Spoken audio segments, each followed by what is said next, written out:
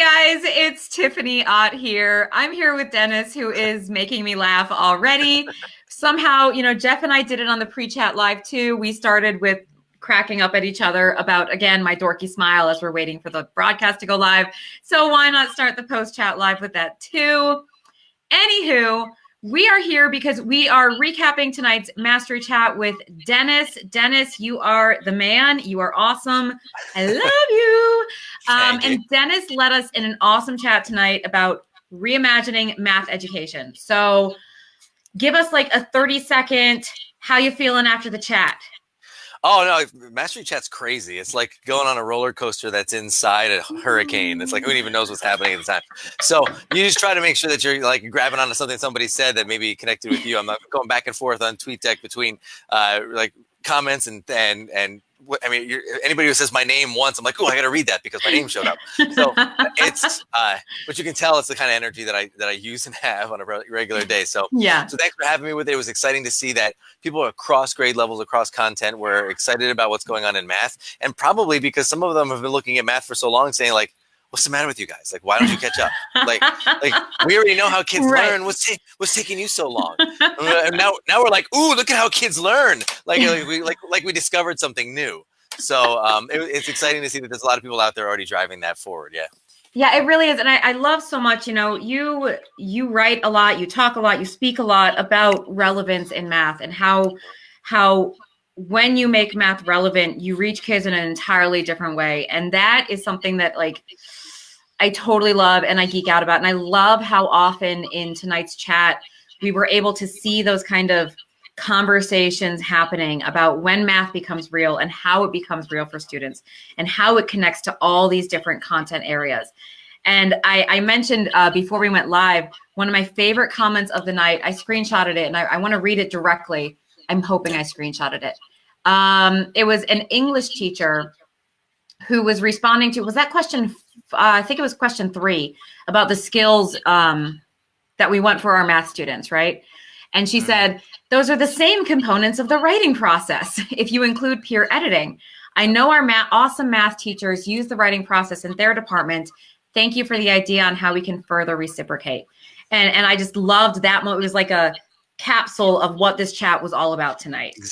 Exactly. That's when I think about kids in an English classroom, and I put up a graphic on or around question 3 on the numeracy rich classroom, right? Yes. The only word that's on there that has anything to do with math is numeracy. It's talking and listening and arguing and revising and thinking and collaborating. It's all the skills we want kids to have, and it just happens to be around numbers this time instead of around literature. And it's like, why don't we step into that more and realize that my English teacher next door to me, who has her kids like validly peer editing their work and actually like growing from each other's understanding, yet in my classroom collaborative math is just kids sitting in the same space doing math alone. Like that's not grouping, that's just relocation. That's all that is. Like, oh, you two sit together but don't talk, wait till you're done. So there needs to be that open time of conversation about what we realize is actually good teaching, and then there needs to be some walls that are like I've told a couple of people too that I feel like current math teachers who have been in the game for a little while are like they're like Han Solo when he's encased in carbonite. It's like you know what, I learned how to teach when it was like this, and now and now I'm stuck there forever. And we gotta get him out. We got to release them and shake off the cold and realize that things are different and we're in a whole new era now. And our profession has changed, and we need to change the way kids learn. 100%. There was another teacher who was talking about the butterfly method. Are you familiar with the butterfly method for fractions? Yes. Yeah, I wrote a blog about it a few weeks ago because I teach Algebra 1, and my students come to me with all of these, tricks and I call them cheats for getting a math answer without actually understanding what you're doing. And I get in some arguments with my 9th graders. I'm like, listen, I don't care if that's how you did it. If you can't tell me what it means, then it doesn't matter. You're not actually understanding it. And I loved it because this teacher said, I can't believe I used to do that. Can't believe that I used to use those strategies. And now I understand so much more about how I should teach math and how, like, what math actually is. And it was just a Totally. beautiful moment that was like, yeah, so you did it that way, but look at what you've reflected and how you've grown and where you are now. And that's like the Teach Better mindset that we live and breathe for here on the Teach Better team. And it was just a really neat moment. I was like, yeah, go you, you're awesome. Totally. It's astounding at how many people believe that the method that we use is the concept that we teach. Like this butterfly method is not a concept. It's a little algorithm you're going to use. And long division isn't a concept. It's an algorithm. And the FOIL method isn't a method, isn't anything. It's a distributive property. And the grid method isn't anything. Oh, wait, that's a good thing. But sorry about that one. I had to throw it in. That's great. It's the same thing. It's that like this, I can't believe I used to do that is saying I didn't really know what I was doing the first time. And that's the strangest part about this process is understanding that when I am just talking to kids about something that I would like them to regurgitate back to me, I am literally I'm circumventing something that already has all that information. Like I don't need to make kids retain it. I need to make them understand it. And so one of the things that I've been saying recently is that's kind of gotten a nice support is this, like kids don't come to school to sit there and watch you work. Like, and if they're going to come in there and going to sit there and watch you work, they can again do that here. Yeah. So you got to create a place where they need to come and think and be active learners and actually take part in that process and their experience. Otherwise, there's zero reason for them to be there. And that's so true about a math classroom, which across time has already had less desire for kids to be there. I don't know why. Absolutely. Probably because their parents hated math. I know, but because the math classroom wasn't about math for the longest time. It was calculate the fastest. Exactly. The answer is the least valuable part of the problem. And so it's so funny. I love that you just said that. It's something that comes out of my mouth all the time to my students. And every year that I've taught math, the first time that they hear me say it, right, when I'm like, I don't really care what the answer is that you got. That doesn't matter to me. I care that you can explain how you got it. And they're like, what do you mean you don't care that I got the answer right? The answer's right. I'm like, no, I literally don't care what your answer is. Well, that's I care that you understand it. I'll give them the answer first. I'll tell them, like, here's the answer, guys. I don't care about it. Here. It's like, it doesn't matter to me. Get there. It's like, literally, it's giving kids a pile of ingredients and then showing them a chocolate chip cookie. Yep. Oh, wait. You got the answer. It's cookies. Yep. That's good enough, right? You know it all, right? You know it. Right. You're an expert chef. Yeah. You don't know anything. And then you try it until you screw up and then fix it and then screw up again and realize, hey, maybe I should learn something about this. Maybe ratios are involved. And that's the process of actual learning. And if you already know all the answers, there's nothing left to learn. Like if you have, so don't worry about those. It points, if you haven't used them much, to Robert Kaplinski's open middle questions. Yeah. Oh my gosh. And the questions, they're fantastic from the point of view that, like, let's not worry about what's going on at the end. Let's just say get super close to this number, or get the biggest number you can get. Now just play with it and play with it and play with it until it gets there.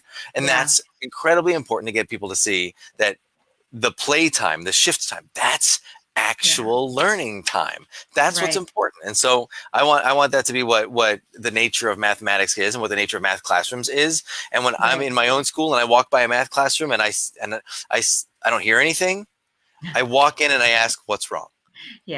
Like, hey, what's wrong? What's wrong in here? Like, what's going on? Is somebody sad? You know, and usually it's no, nothing's wrong. I'm like, something is. Right. Well, and I know what's wrong. I know. Let me explain. I talk to a lot of teachers, and a lot of times when I'm talking to a teacher who has been trying, free Desmos. Oh my gosh. So you need some Desmos shirts. I have been recently awakened to all the incredible awesomeness that Desmos has. I've always known it was awesome, but there have been some things that I've discovered that I was like, hold up, that's way more awesome than I thought it was. So I might need to get myself one of those shirts. Nice. Sorry to cut you off with my promotion. No, you're fine. Promote. I love it. So I work with a lot of teachers, and a lot of teachers, as they're trying to kind of make this shift, whether it's in math or English or social studies or whatever, trying to make this shift to a more concept-based and thinking and problem-solving driven view, I hear from a lot of them, my students hate it. my students want me to just teach them, or my students complain that I'm not teaching them anything anymore. And I empathize with it because I hear the same thing from my students, but I just want to like pat them on the back and say, you're doing something right. It is easier for a student to come in and be talked at, for a student to come in and be lectured at. Doesn't mean it's better. And so the fact that they're resisting it is representative of the fact that you're actually making them think. And that is beautiful. It's the first step in their development of a productive struggle. Yes. Like if they're not going to struggle, I coached track for 12 years and I loved coaching track, and my guys loved the outcomes of our seasons. We won championships and we never had in the past. It was fantastic. But when I put them in the weight room, they'd walk right up to me and be like, I hate legs day. Like, I know. Yeah. But you're getting stronger. And I got a plan, and I know where you're going, and I'm going to map. Hey, what do you know? I'm doing each one of you individually. And I didn't think about it twice. With 150 kids on my boys' track team, I didn't think twice about making virtually individualized plans for those kids' workouts because they wanted to win, they wanted to grow, they wanted to get faster, they wanted to get stronger. And I go back to my classroom, I'm like, I can't do 100 plans for kids. Yes, I can. Because I did those track plans while I was in the math classroom, while those kids were sitting still practicing when they shouldn't have been because I was a bad teacher. Yeah. And it's our personal growth journeys, right? Yeah, there's a lot in there. I have the My Bad podcast with John Harper. Listen to my version of that one because I pretty much just go back and say I'm sorry for my whole teaching career. So, that's. I thought I did a good job, but I guess I was just doing a lot of good talking. And I think that's one of the major differences that you said there is like my kids say they hate it. They don't hate it. What they hate is trying hard because they want easy. And the problem is they want easy because they've been given easy for a long time. And as the later on you go in that process into high school level, the worse it gets. So like they've had years and years and years of institutionalization telling them that what I do in math is I sit here and listen. Wait, you want me to do some stuff for myself? Forget you, man. I'm going to this other guy because he just tells me and then I get an A. So well, you know what? Yes. Your A means nothing. Guess what your A means? Nothing.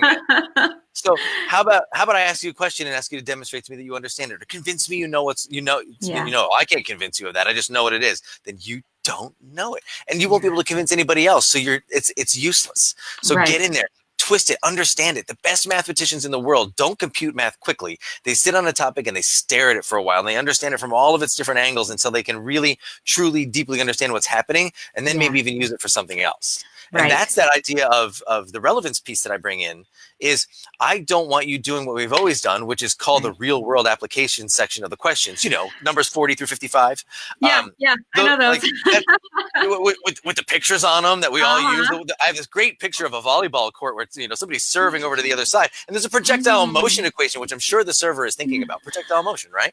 And of course. No, that's not real world. That's what Dan Meyer called pseudo context in one of his NCTM talks. And beautiful. Yes, I love that. That is taking fake context and slapping it onto a math problem that didn't need context. Exactly. Instead of looking that we're in this situation and what from this situation can I extract a math lesson out of, and then say, without you even knowing it, we were playing around with this, and now let's give it some structure and some understanding, and I'll show you what it was you were just learning and how it might apply to something else. That's real relevant learning, I just did an activity with my students a few weeks ago. Activity is not the right word, but we did this investigation where we were looking at speeding fines and the structure of speeding fines and trying to decide if they actually, the speeding fines were highest for the most dangerous driver behaviors, and then looking at different models for how the state of Virginia could rethink their speeding fines, and all of this talking about my kids are 6 months to a year away from getting their driver's license, right? Like, hey, you're going to get a speeding ticket at some point in your life. And it was directly from that we built, hey, here's how you take data and you turn it into an equation. And hey, wait, that equation directly mimics what was happening in that real world situation that you were doing to calculate fines. And here's all those connections. And so they were learning point slope formula. They were learning slope intercept formula. And they were learning all those things within this context of something, rather than saying, this is point slope formula, this is slope intercept formula. And if I have to listen to another teacher say, maybe you'll use this in real life someday, Like it's going to kill me. Like that's not the point. Like it's exactly what you just did. Let's play with the situation that we're thinking. Like, what's really interesting is you guys are going to start driving soon and you're probably going to get speeding tickets. So let's just look at what happens when you do. Now, like, what does this look like? I was playing, one of the things I love to do is I play this game GeoGuessr. I don't know if you've seen this one. I haven't. It's spelled exactly the way it sounds without an E at the end. It's GeoGuessr. And GeoGuessr drops you in the middle of nowhere with Google Street View and says, yes, I've heard of that. Right. Guess where you are.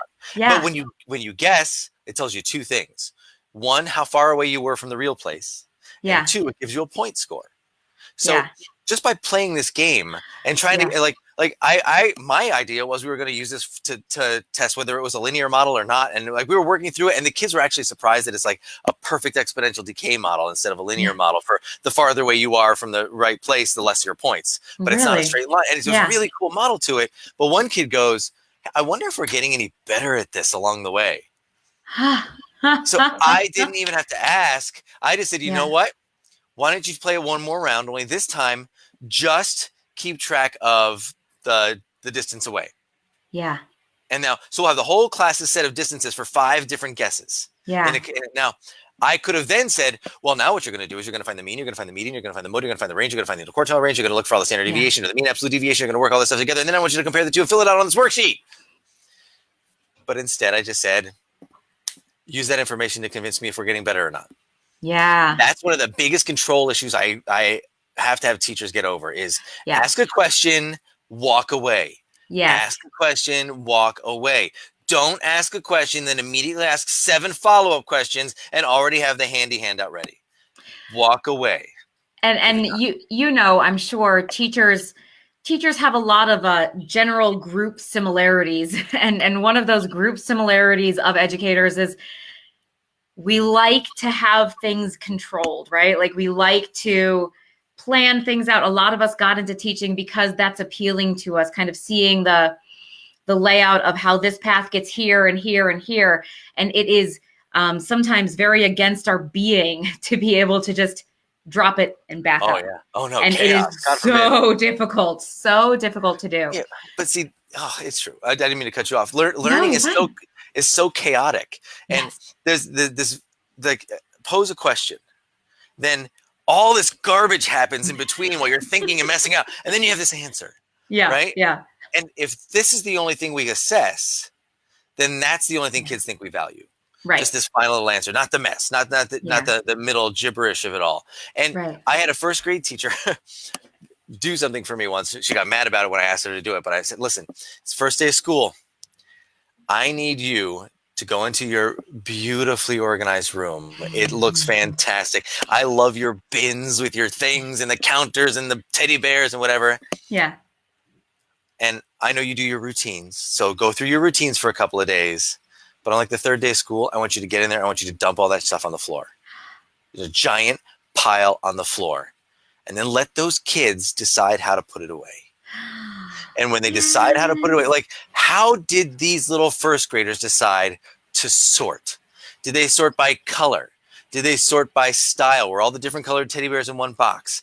Did they read something and choose that? Did they stack things? Did they count them? Did they not count things? All of a sudden, they're determining the characteristics that these things have of what's important and what's not, and creating this counting environment where they were then able to look at it and say, well, what's similar here? What's going on? Why is this important? Like, and then you piggyback off their choices for their learning. And then if it wasn't the way you wanted it, you can tell them, this is the structure that we actually will be using later. How can we make this change? Well, we need to move those over there. So we need to empty this account. How go in each one? They'll start to think like that and they'll ask their own questions. And no question is more worthy of answering than the one you asked yourself. Yeah. Kids love answering their own questions. So give them a chance to ask them, Yeah, this conversation reminds me of a conversation I had with Jeff Gargis a couple weeks ago about business plans. With the Teach Better team, we're a business and we have to think about things like where we're going and where we've been and forecasts and all that kind of stuff. And he said that business plans in the world of like business and entrepreneurs are kind of becoming something that is rather obsolete, because as soon as you make your business plan, it's different. It's not where, you would spend 6 months making a vision and a strategy and a business plan, and then it's sticks in a drawer and that's like your guide map. Now it's the world is changing so quickly and so rapidly. And Yes. I kind of draw a parallel with that to pacing guides and curriculum mapping.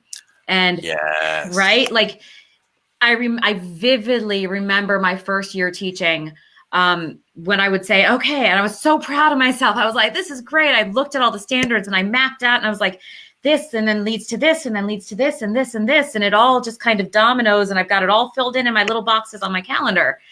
And comparing that to how I approach it now, according to what I had tentatively planned to do this year, we were going to do this topic before this topic and then this topic. But then we were talking about this and it branched off to here and here and here. And so now when we get to the point in the year where we're actually talking about linear equations and systems of equations, it's like the students say, oh, well, didn't we talk about that like 4 months ago when we were thinking about this? Hey, what do you know? We did. I have a new version of a plan. Yeah. And it's such a strange release to think about that one of the things that I've had teachers do is when they have to hand in their lesson plans, because the state of New Jersey says you have to submit your lesson plans, so we have to give you feedback on it and blah, blah, blah, blah, blah, and whatever else. So I've had them, at least at first, change their lesson plan folder title from lesson plans to student experiences. Because I want you to talk about what are your kids' experience in your room, not just what you're doing in front of them. And then the second part of that is I don't want them submitting those plans in advance anymore. Yeah. Like, why are you giving me the plans now for the next 2 weeks when you know they're going to change? Yeah. Instead, do the plans, reflect on the plans, make those reflections on what was good and what worked and what didn't, and then give me that so I can see what you thought and how it worked and what you're going to do differently next time. I prefer that every time. So much more powerful. So much more powerful. It becomes, Chad Ostrowski always talks about filling in the boxes planning versus really thinking about what those experiences are. And it's not about filling in the boxes. It's about imagining the path together of where the learning is going to lead us. And a lot of this, there was another thing that kind of came up, and all the time in Mastery Chat, I kind of get sidetracked into these like other little avenues that aren't directly tied. And it's just like, oh, this is a great conversation. And it was talking about kind of the structure of our school day and the structure of how we go from first period to second period to third period and on and on and on. And we have these isolated subjects. I'm in high school now.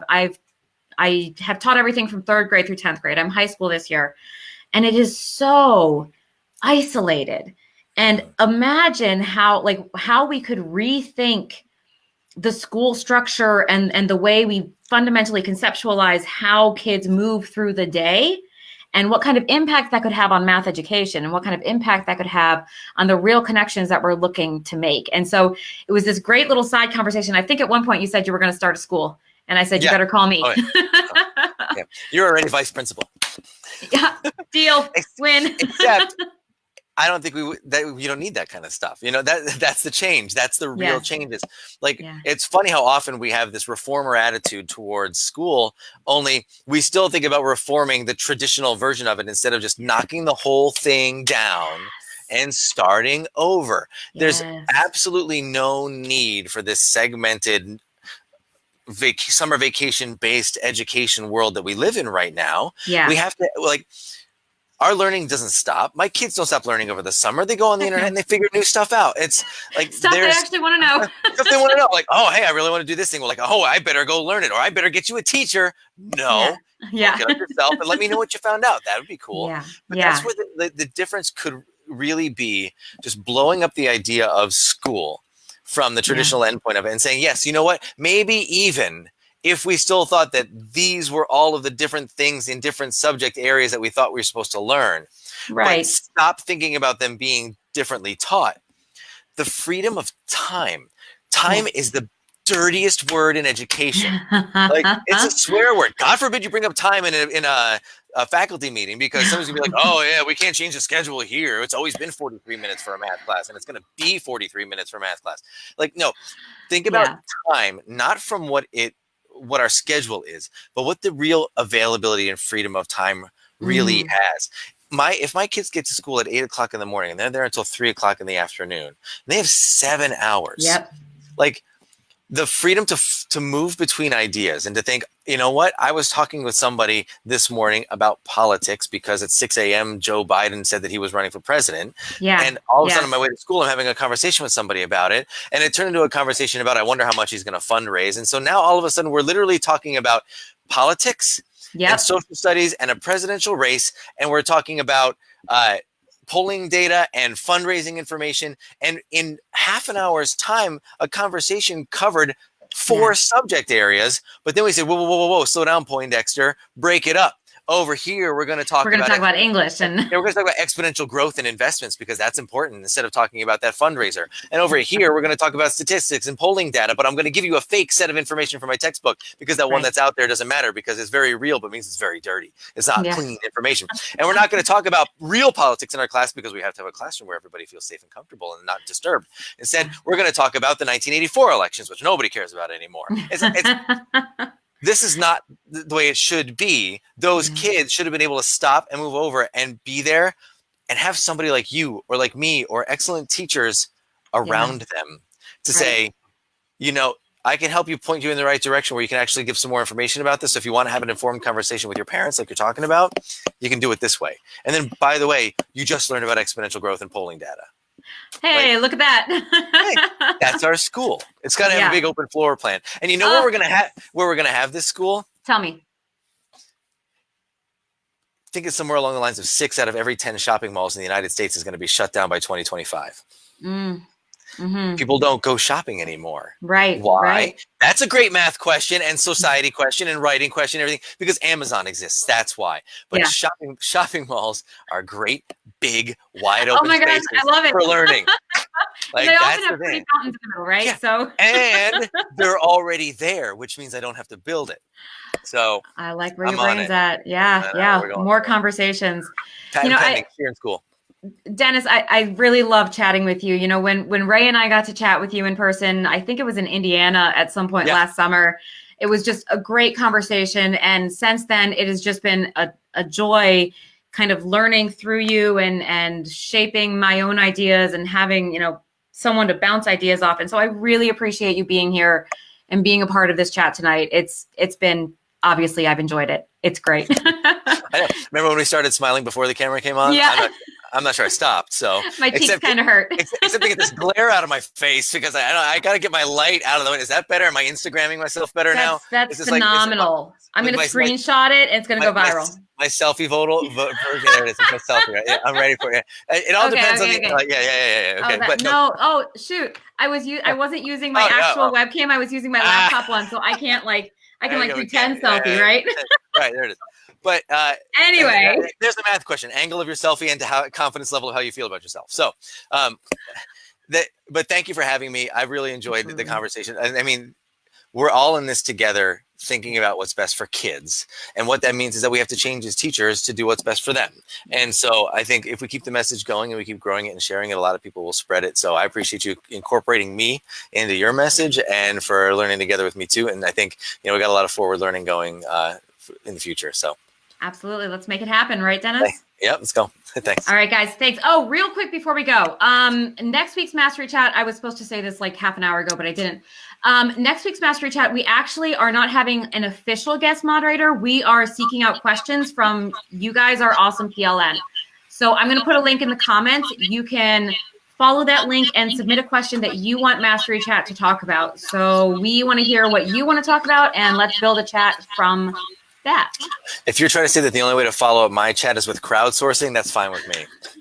Crowdsourcing, well, my gosh, that's a whole other instant relevance math lesson, right? All right, Dennis, thank you again, everybody. Thanks for watching, and we will see you next week. Thanks.